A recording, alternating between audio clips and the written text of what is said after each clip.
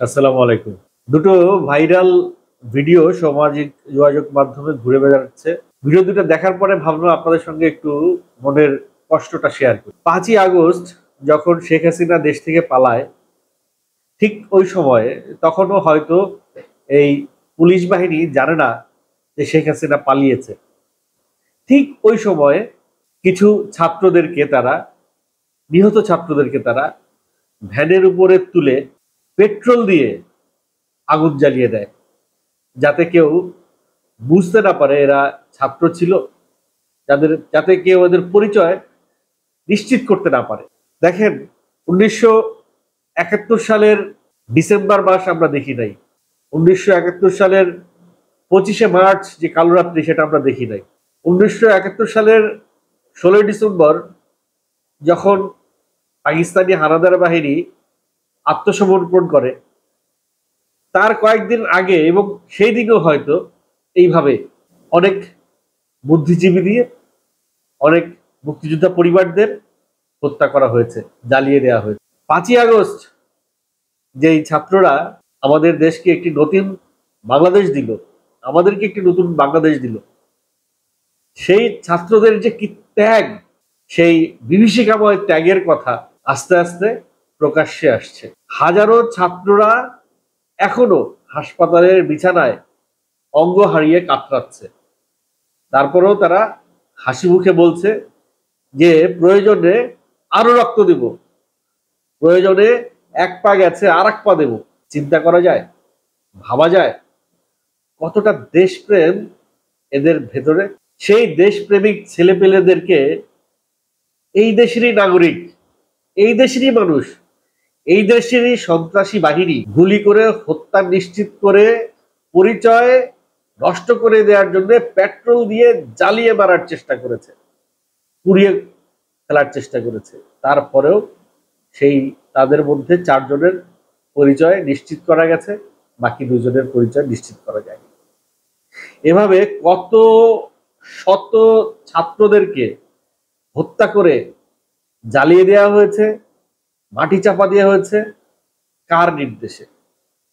কার নির্দেশে এই কাজগুলো তারা করেছে? কার ইন্ধন পেয়ে, কার সাড়া পেয়ে, কার সিগন্যাল পেয়ে?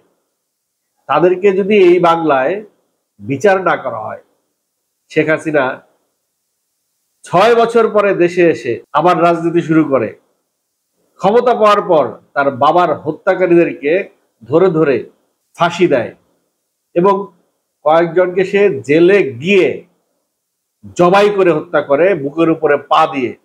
এরকম কথাও শুনতে হচ্ছে। এই পরিবারগুলোকে যারা এইভাবে নৃশংসভাবে হত্যা করেছে, তাদের বিচার কি এই বাংলায় হবে না?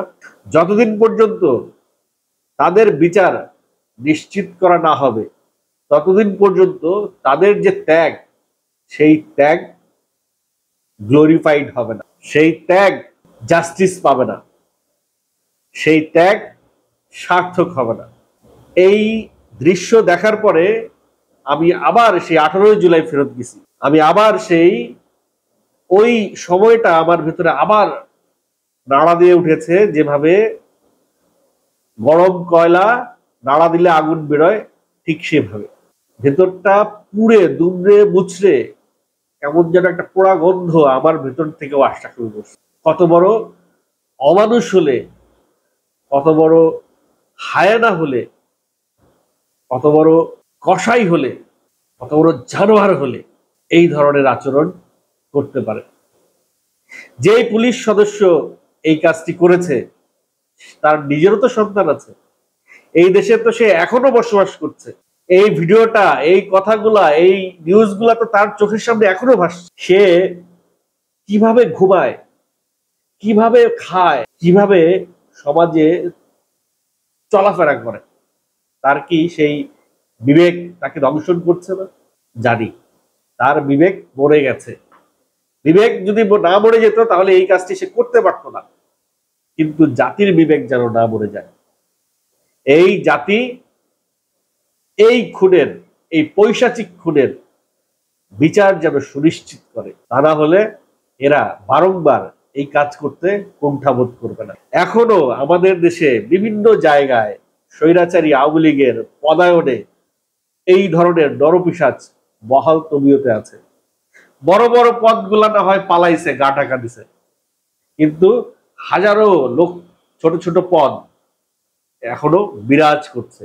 এদেরকে যদি, ওই যে পিনাকি ভট্টাচার্য বলেছেন, এদেরকে যদি তাদের সেই পদ থেকে সরানো না যায়, সরিয়ে তাদের যদি বিচার করা না হয় এবং অতি দ্রুত যদি সেটা না করা হয়, তাহলে ছাত্রদের এই আন্দোলন ঠিক ততটাই বিফলে যাওয়ার সম্ভাবনা থাকবে।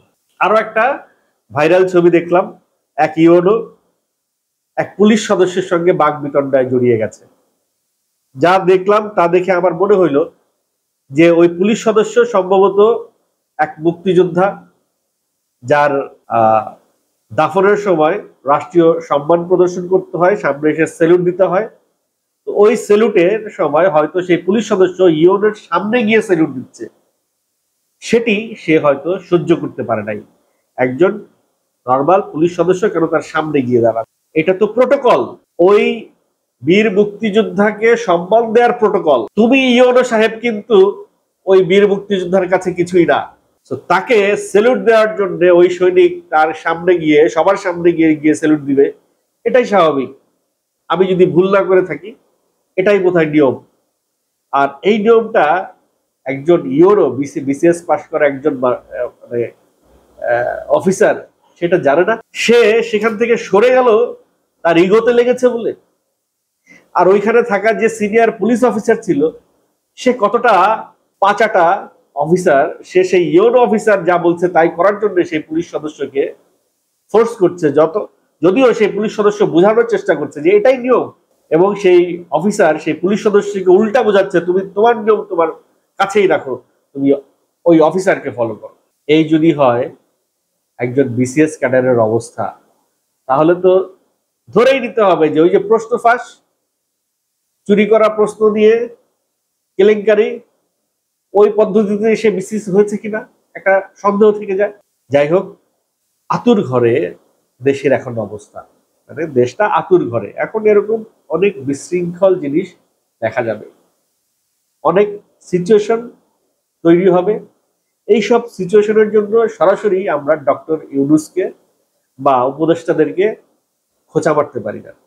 তারা তাদের কাজ করছেন, বাকি কাজটুকু আমাদের জনগণের করতে হবে। ওই ইউরোকে তার এই কৃতকর্মের জন্য প্রকাশ্যে এসে তার ব্যাখ্যা দিতে হবে। সে যদি ভুল করে থাকে, সেই ভুল স্বীকার করে তার ক্ষমা চাইতে হবে। আর যদি সে ঠিক করে থাকে, সেই সঠিক বিষয়টা সে তার এক্সপ্লেইন করতে হবে, ঘটনাটা আসলে কি। যাই হোক, একটা সময় ছিল ওই যে মানিক, বিচারপতি মানিক, তাকে এক পুলিশ কনস্টেবল স্যালুট দেয় নাই, তাই ইনস্ট্যান্ট তিনি সেখানে দাঁড়িয়ে তার বিচার করেছে, তাকে শাস্তি দিয়েছে, তাকে জেলে পাঠাইছে, তাকে কান ধরে উঠবস করাইছে। জেলে পাঠাইছে কিনা জানে, কান ধরে উঠবস করাইছে। ওই যে ক্ষমতার দাপট, যাদের ভিতরে ক্ষমতার দাপট আছে, যাদের ভিতরে ক্ষমতার অহংকার আছে, তারাই ক্ষমতার অপব্যবহার করবে। এদেরকে চিহ্নিত করে সংশোধনাগারে, ওই যে কিশোর অপরাধ করলে সংশোধন করার জন্য একটা জায়গায় কারাগারে পাঠানো হয়, সংশোধন কারাগার, ঠিক তেমনি এদেরকে চিহ্নিত করে আগে সংশোধন করতে হবে। তার কি দায়িত্ব, তার কিভাবে সেই চেয়ারটাকে সে কিভাবে সামলাবে, এই সমস্ত যে একটা সরকারি অফিসারের যে বিহেভিয়ার কি হইতে পারে, তার একটা গ্রুমিং সেশন হইতে হবে। আমাদের দেশে যেসব নায়িকারা ওই যে লাক্স চ্যানেলে থেকে আসে, তাদের দেখবেন ক্যামেরা ধরলেই তাদের চেঞ্জ হয়ে যায় বডি ল্যাঙ্গুয়েজ। তাদের দেখবেন যে প্রথম সিনেমা থেকে ভালো অভিনয় করা শুরু করে। তাদের দেখবেন যে প্রথম কাজ থেকেই তাদের ড্রেস, তাদের পোশাক আশাক, তাদের মেকআপ সবকিছু মোটামুটি ঠিকঠাক। তাদেরকে দেখবেন তাদের ওই বাচন ভঙ্গিটাও ঠিকঠাক। কারণ কি, তাদেরকে একটা গ্রুমিং, 3-4 মাসের একটা গ্রুমিং করায় তারপরে তাদেরকে মার্কেটে ছেড়ে দেওয়া হয়, যাও বাবারা এবার তোমরা অভিনয় করে খাও। এই সরকারি অফিসারদেরকে বিসিএস পাস করার পরে চাকরিতে ঢুকাই দেওয়া হয়। তারপরে কি কোনো গ্রুমিং সেশন আছে? একজন অফিসারের কি ধরনের আচরণ করতে হবে, যদি থেকে থাকে ভালো, আর না থেকে থাকলে তাদেরকে সেই গ্রুমিং এর আওতায় এনে প্রপার গ্রুমিং করিয়ে ওই চেয়ারে বসাইতে হবে। দর্শক, এই দুটো বিষয় নিয়ে আপনাদের মন্তব্য জানতে চাই।